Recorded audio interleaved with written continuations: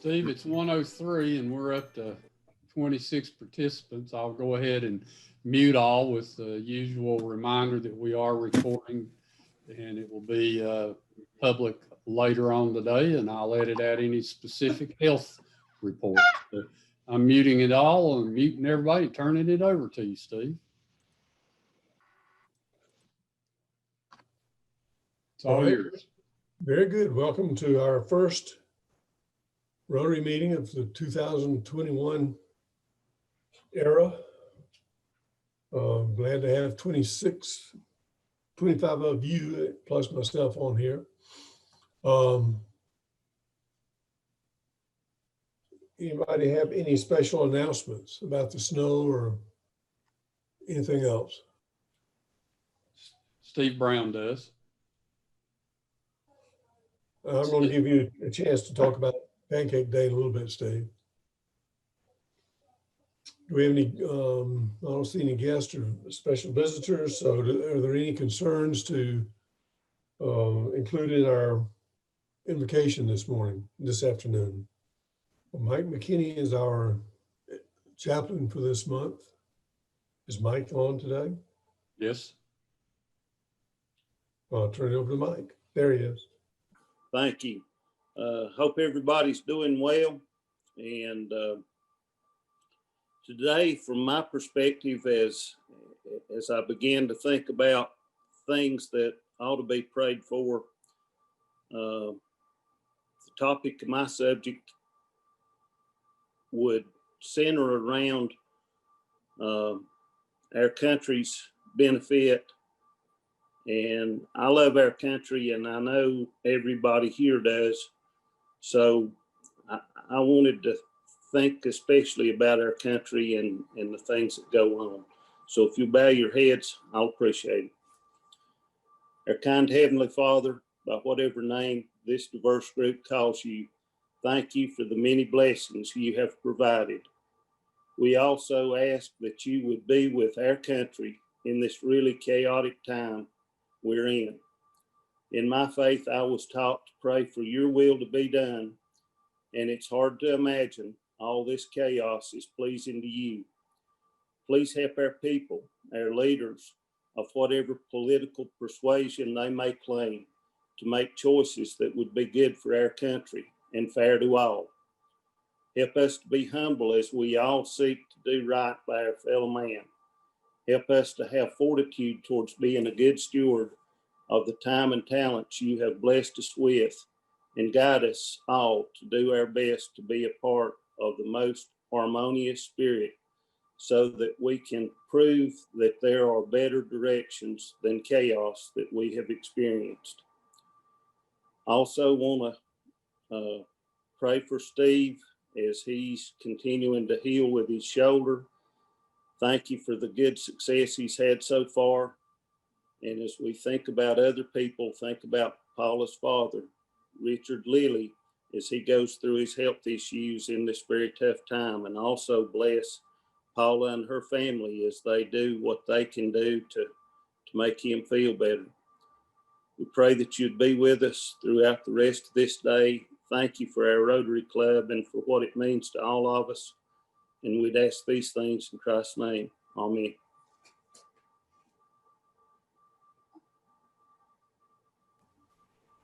Thank you, Mike. When I read the Zoom this morning, spoke this morning, there was no sergeant at arms identified. I think that's me too. I volunteered for that, not thinking about it. All right, we'll let you lead us in the pledge and the four-way test then, Mike. Thank you. Certainly will.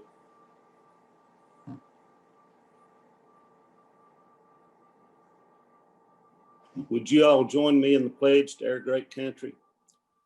I pledge allegiance to the flag of the United States of America and to the republic for which it stands, one nation, under God, indivisible, with liberty and justice for all. And the four-way test of the things we think, say, and do. Is it the truth? Is it fair to all concerned? Will it build goodwill and better friendships? Will it be beneficial to all concerned? Thank you, Mike. Thank you. Now moving to announcements. Tom Napco sent a nice summary of the Christmas basket program. Is Tom on today? No. We had 541 baskets, and our club raised over $11,000 to support those. So it turned out to be a pretty good event. I had my son help me do my distribution, and he enjoyed it. He said, sign me up for next year. So I've got at least one volunteer going into next year. Do we have any results on the bell ringing contest that we had with the club down east? Anybody know anything about that? With Brandon. I do. Okay, Chuck. I don't know the amounts, but I was told that we had won that contest by a couple of $100. So, and it was just on, I think, one Friday night. Okay. Very good. I think there was some kind of award or trophy we were supposed to hold on to from year to year on that. Do you know anything?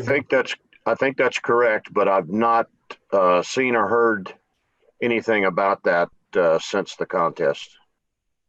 We'll check with Brandon and find out. Let's see. Steve Brown has an announcement he'd like to make. Thank you, President Steve. I was sitting here thinking about this and I about forgot to do it, but between Mary Ann Way and myself for the last 64 years, we've hosted Pancake Day at First United Methodist Church in Waynesville on the 4th Tuesday in February. And it turns out that this year it will happen on February 22nd. I have some good news and I have some bad news. The good news is Pancake Day is going to continue.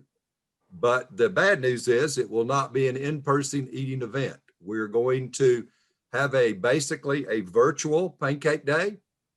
We're going to provide meals, small meals, including pancake mix and syrup and accessories. And we're going to ask the people in the community to come by the church on the Sunday, which would be Sunday before that. I believe it's the 21st, the 22nd, and then Pancake Day, I guess, is on the 23rd. I said that wrong.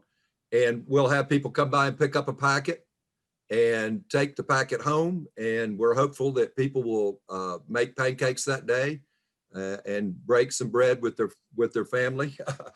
But it also, we're going to have some live stream Zooms going on all day on Tuesday, where people can join the Zoom meeting and break bread with other people in the room. And if we get too large of a crowd, we'll break it into smaller groups. We are going to provide these bags those 3 days. We still are going to try to generate some income to pay for the cost of the meals. So we will be doing sponsorships, and we tentatively plan to try to raise enough money to cover the cost. And as you know, in the last years that I've been involved with it, we've always tried to contribute to missions in our church. We've also tried to contribute to a scholarship fund. And then sometimes there are some unmet needs in the community that we also have funded over the last probably 10 or 15 years since I've been there. As you know, last year, the last 2 years, we've made Pancake Day free, and we've asked for people to make contributions.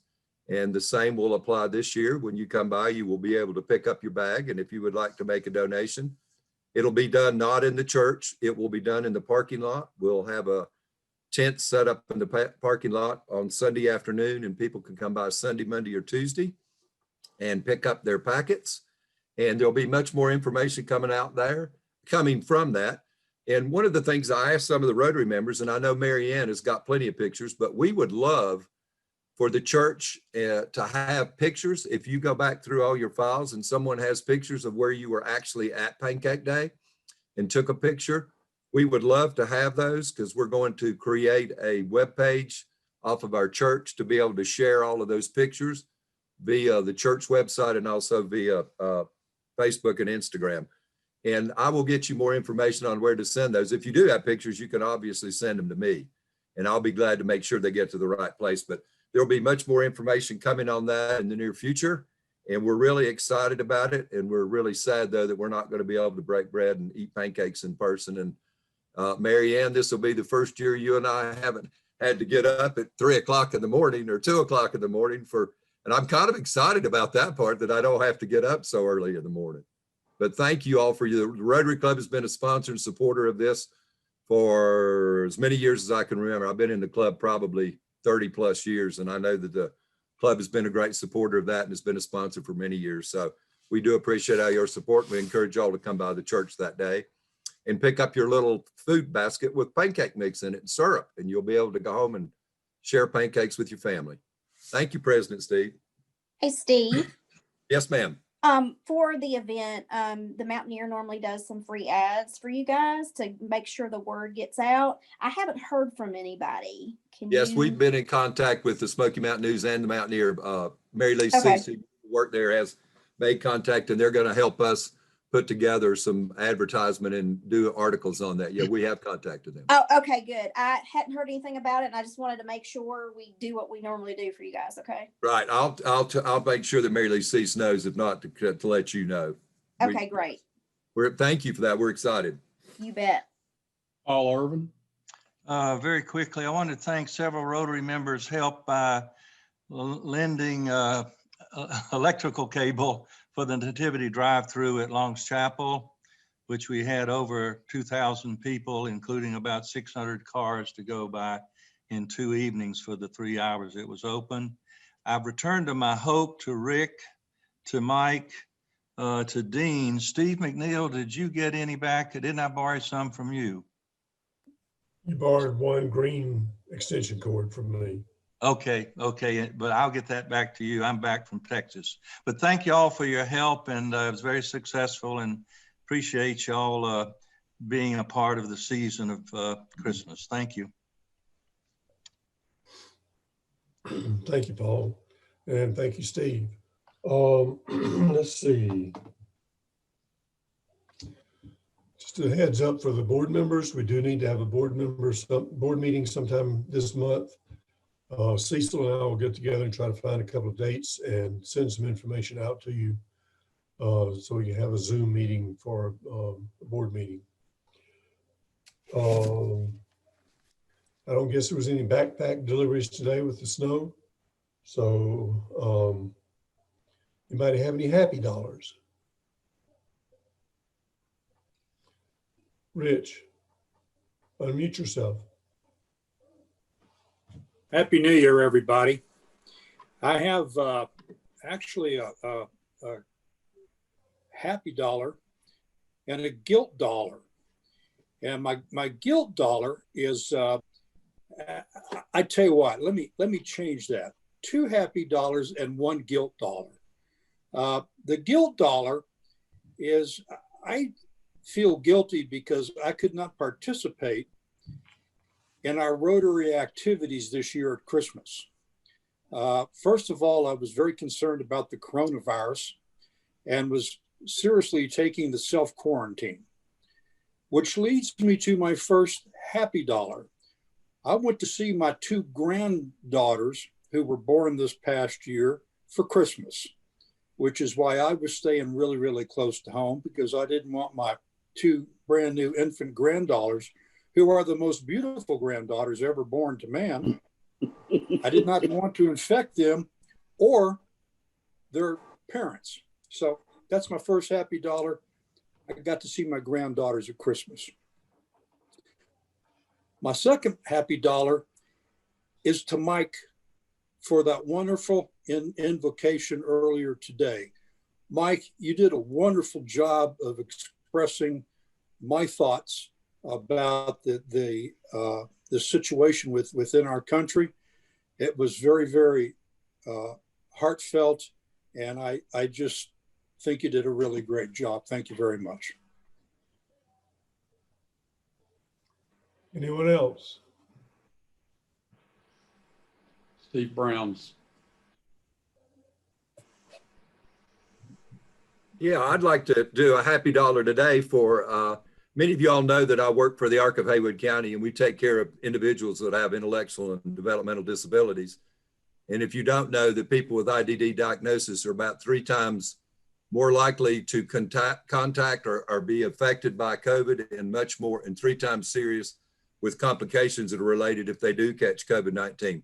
As of today, and I'm knocking on wood, we've had no cases of COVID within our approximately 40 individuals that we provide services to, but we were blessed this past Wednesday to have 16 of our staff that were vaccinated for the first vaccine, and we'll complete the vaccination for the next 22 staff next week, and then we will do all of our individuals that live in the homes the following week. So we're really thankful for that, and thankful that this has come out there, because the people we serve live in our residential homes have basically not left their homes for 9 months.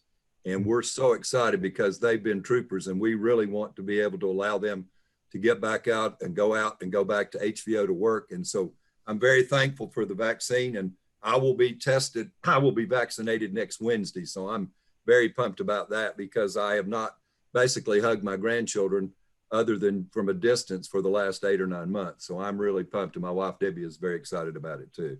Thank you. How many happy dollars was that? I'll do 5 for that. All right. Mike McClung? Yes, many of you know I lead the Haywood County Historical and Genealogy Society.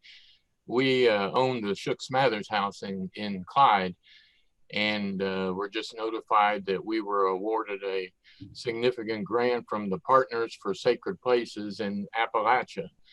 This grant is going to memorialize the visit of Bishop Asbury to the Shook House many years ago, as well as many famous bishops that visited over the 1800s. So just wanted to be happy about that for $5. Thank you, Mike. I don't see any more waves at us, President Steve. Well, playing off of Rich's guilt pledge, I guess I need to pledge $3 and apologize for not showing up to work for the last open door on the 24th of December. I did not get it in my calendar. I might have had to back out anyway, because we were trying to keep me quarantined before I had surgery on the 28th. But I will pay my $3 and call it guilt money like Rich did. Anybody else?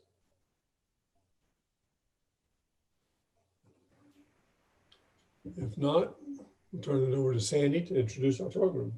George was trying to get in, Sandy.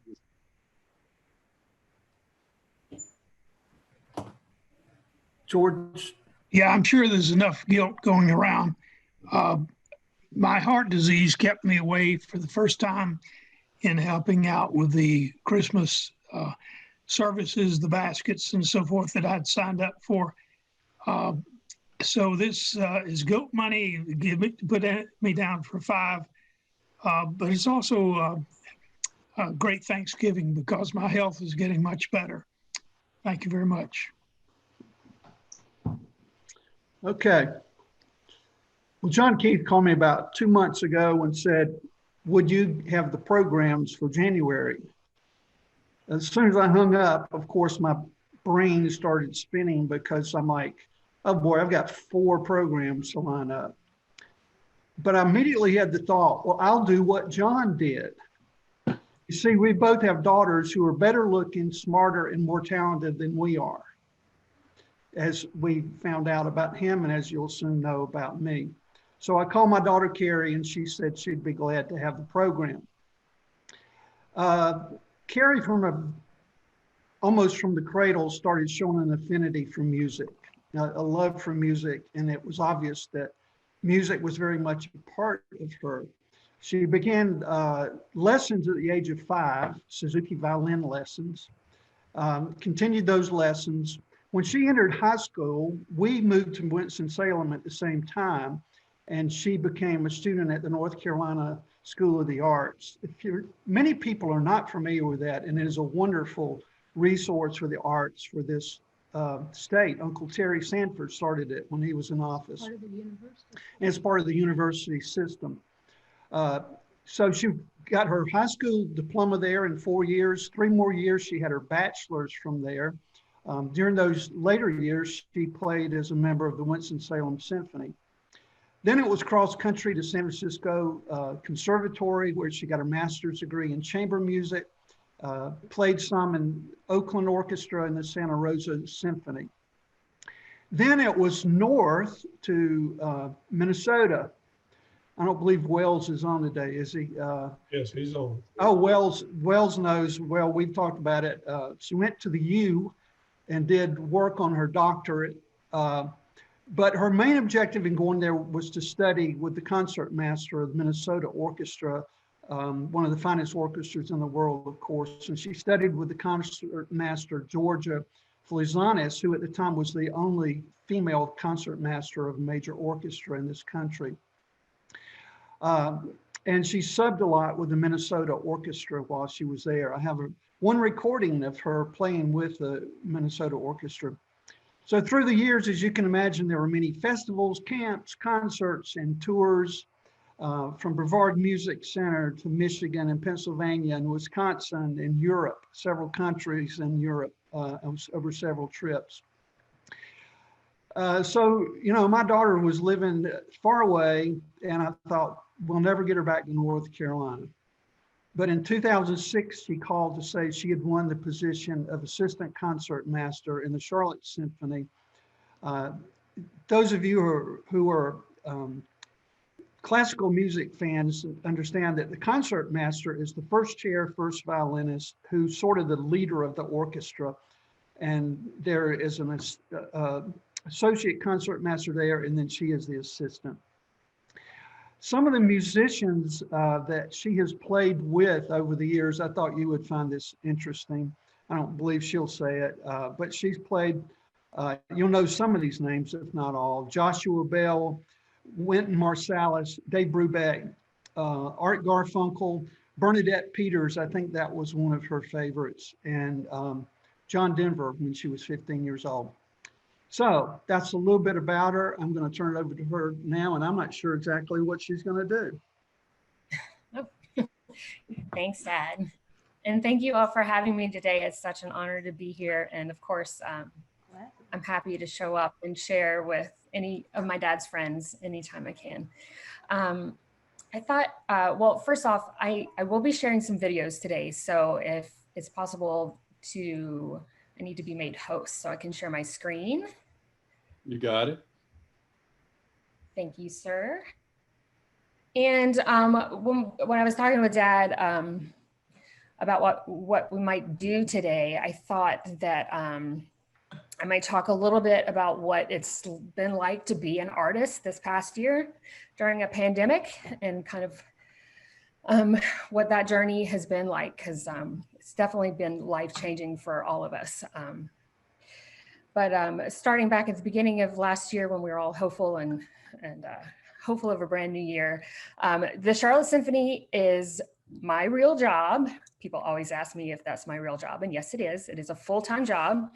The Charlotte Symphony employs 65 musicians, and our winter season runs from September to May. We have a summer series as well, where we do outdoor concerts in the park. But during the year, we're going to have 8 to 10 services a week. That's going to include rehearsals, classics concerts with, Beethoven and Brahms, the meat and potatoes. We'll have pops concerts, which can be anything from 70s and ABBA to music of John Denver to just the whole, to actually like playing movie soundtracks. That's been something really fun that we've started doing recently. Star Wars, they'll project Star Wars and we play the film's soundtrack as the movie plays, and that's very popular. That's so much fun. And my other job is that I teach at Winthrop University. My husband is also a professor there. He's a composer. And I have about 10 violin students there that I teach private lessons to. I also have 5 private students. So I've taught anywhere. I think my youngest student has been 3 years old up to adults, 60, 55. So if you're still interested in playing violin or a music instrument, you should do it. I always hear people, oh, I wish I hadn't stopped playing, or I wish I played. It's never too late. So I'm going to start our program today. One of our favorite concerts to play is a new tradition where we've started doing New Year's Eve galas. And we all get to wear ball gowns, and people in the audience come dressed to the nines. We play a short concert of waltzes and lovely dances, traditional. And then they let us take over the stage. They clear off the stage and we get to dance. And the audience gets to come up on stage. There's free champagne. We dance the night away. It's just such a fun evening to like connect with community and just be together. So this first piece that I'm going to play for you, or share a video, I should say, I'm playing with my husband, Mark. And it is a waltz. It's written by Johann Strauss. He's known as the Waltz King. And in his lifetime, he wrote over 500 waltzes, polkas. This is his Frühlingsstimmen waltz, and that translates as the voices of spring. So I hear it's rather wintry up there today, but perhaps this will give you a little glimpse of springtime. This is Johann Strauss, Frühlingsstimmen.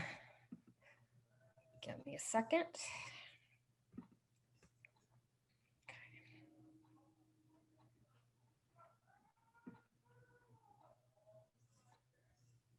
And somebody just wave at me. Cecil, will you wave at me if you don't hear any sound? Please, or Dad. Don't hear any sound as yet. There it is.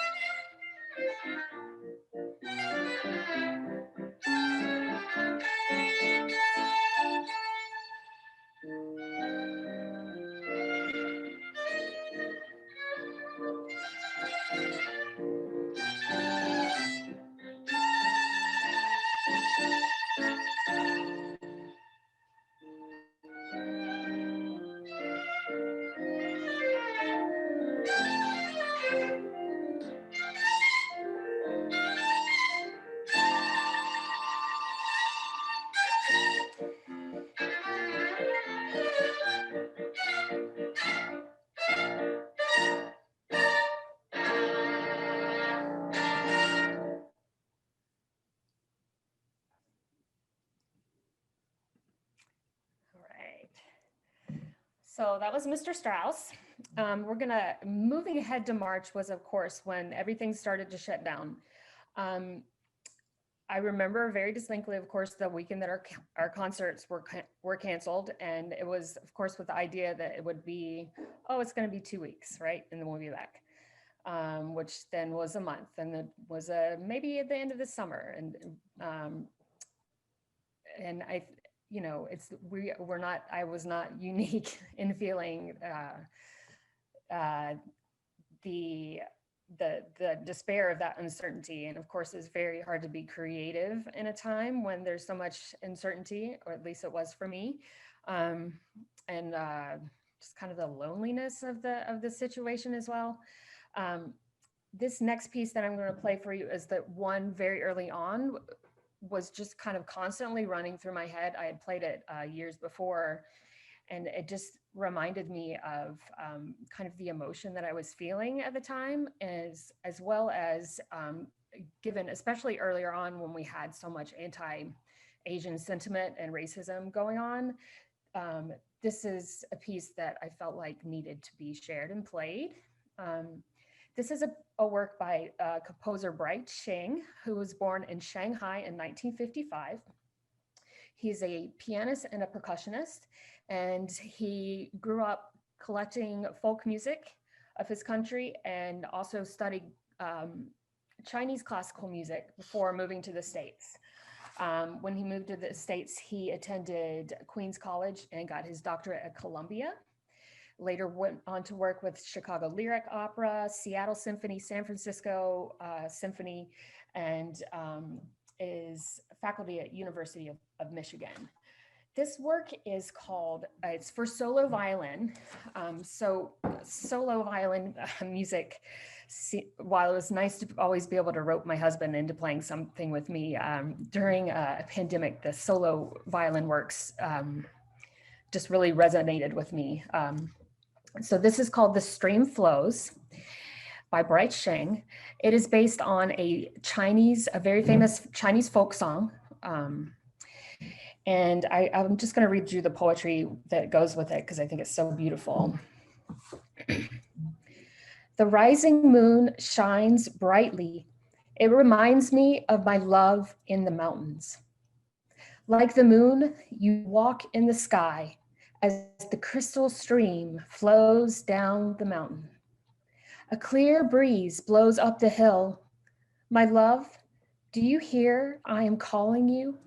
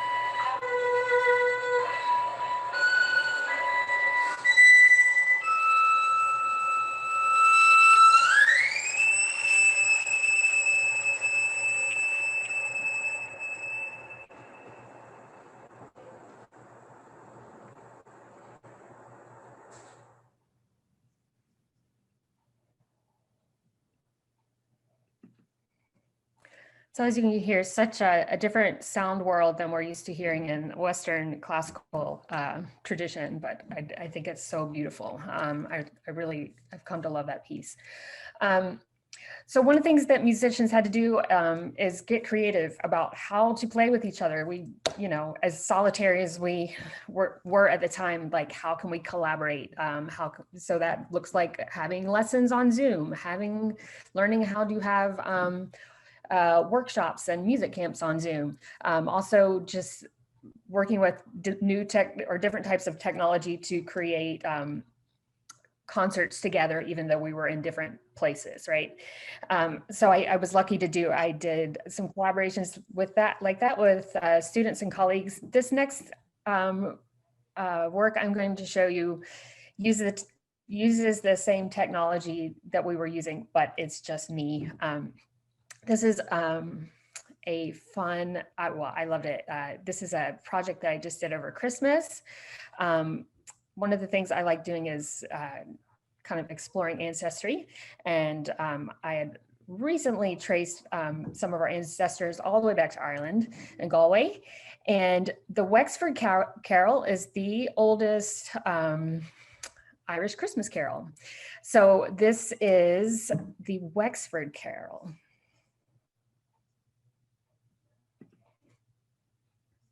Hopefully.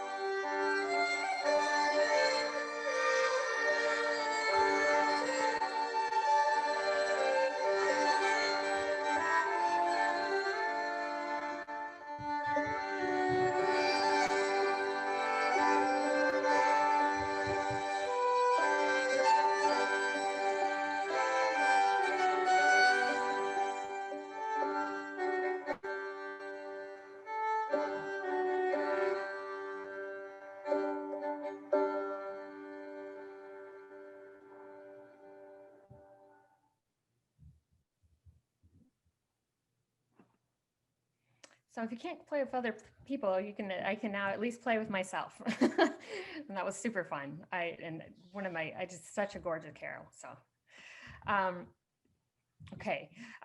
So looking back a little bit before Christmas, one of the, of course, big reckonings in 2020 was the Black Lives Matter movement. And how that showed up in the music world is, again, just a call, a reckoning within the music world about how many Black musicians and artists are not represented and given access.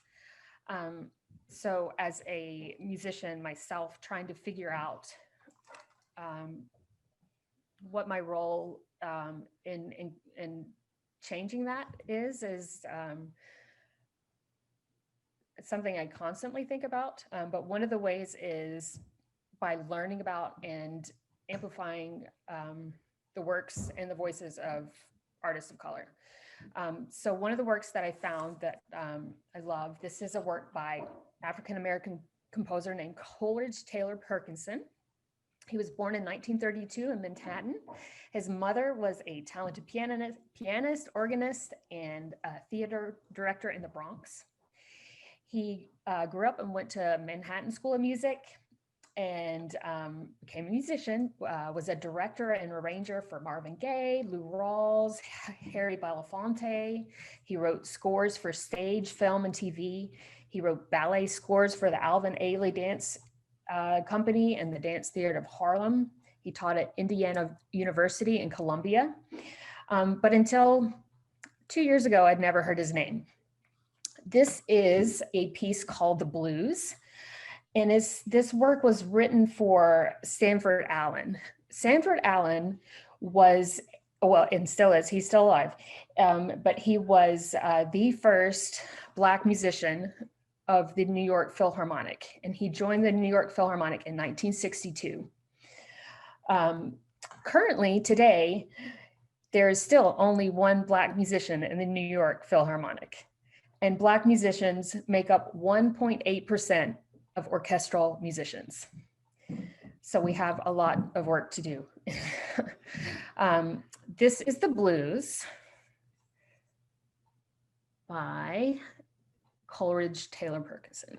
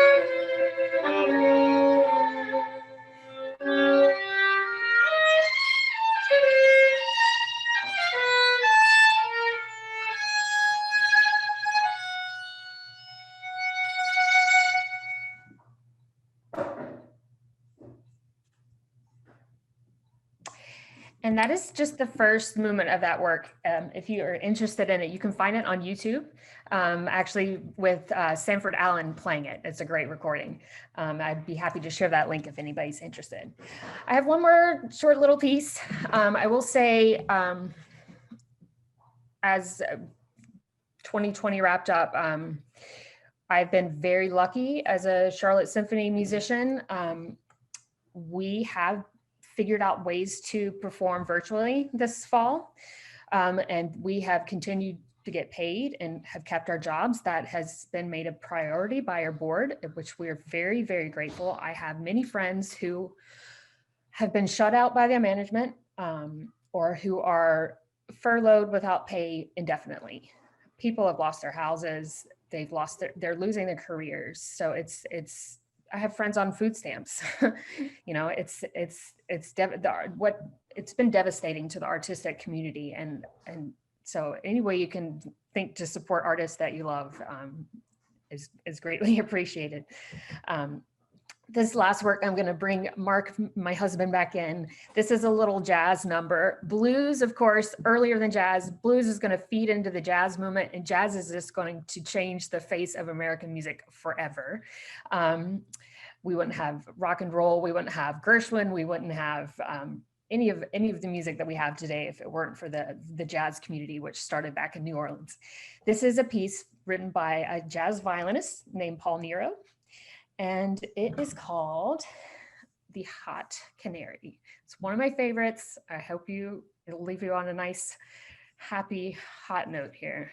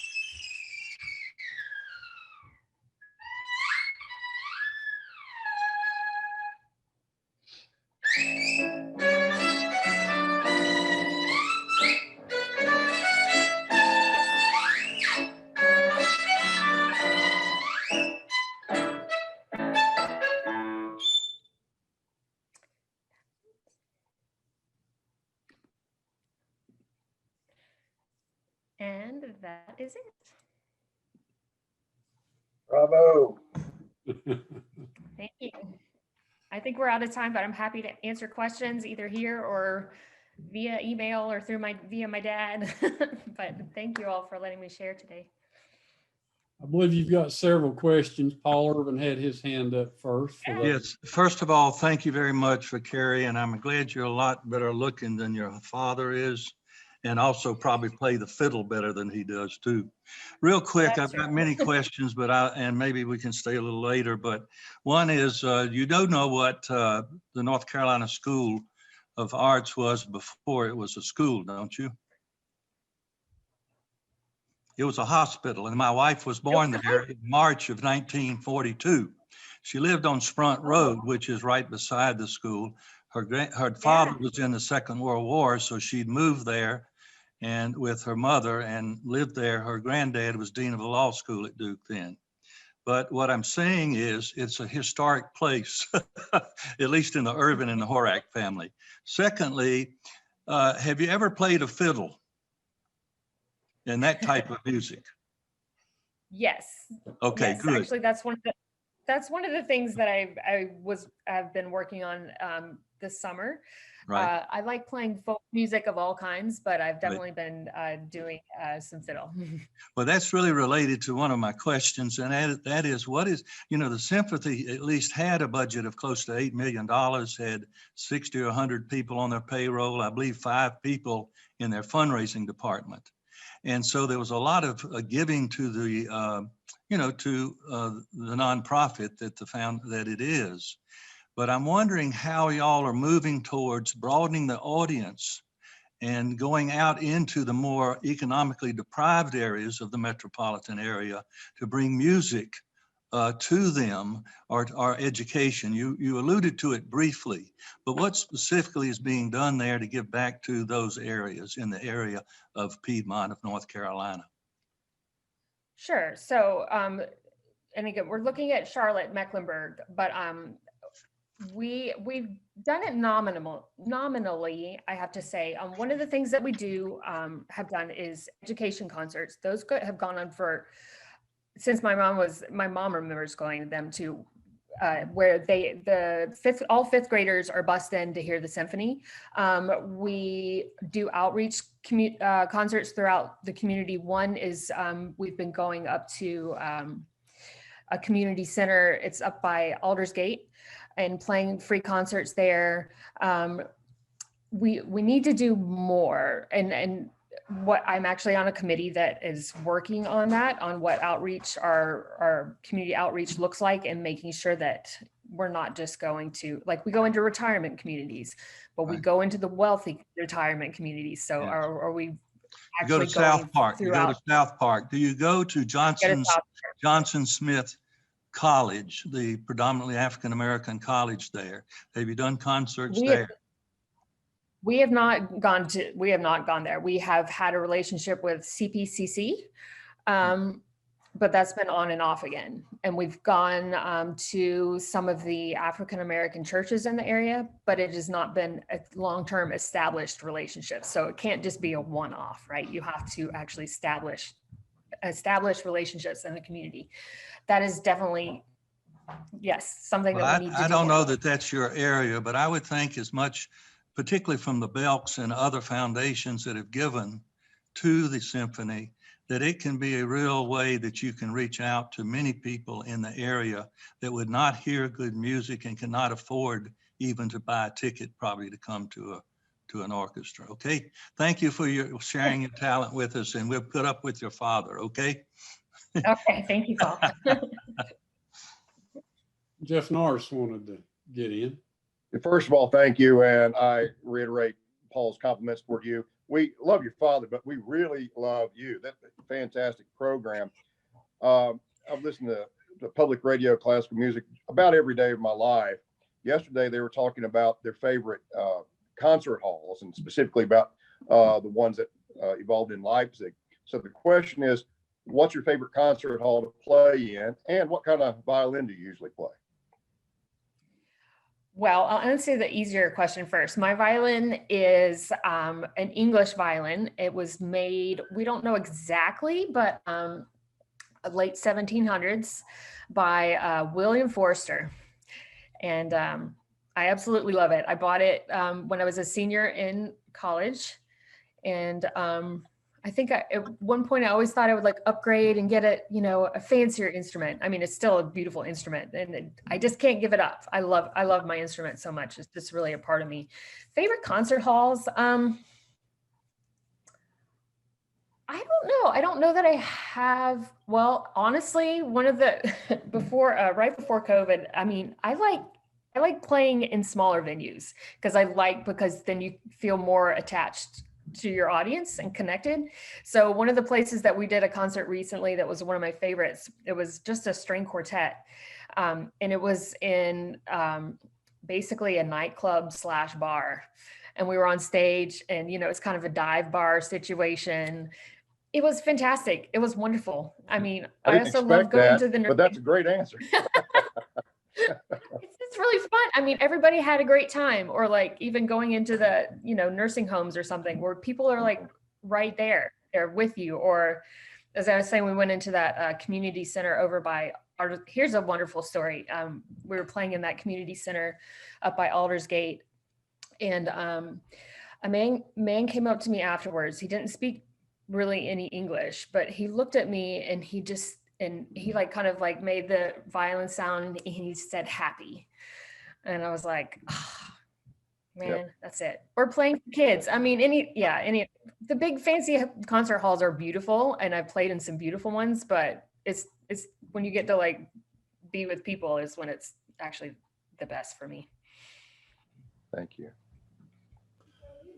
How about First Methodist Church in Waynesville? I know you've played there. Yes. Oh, that's so much fun to play in too, because it's so has that beautiful echo, and it just sounds like you're just playing into eternity. It's so much fun. Yeah.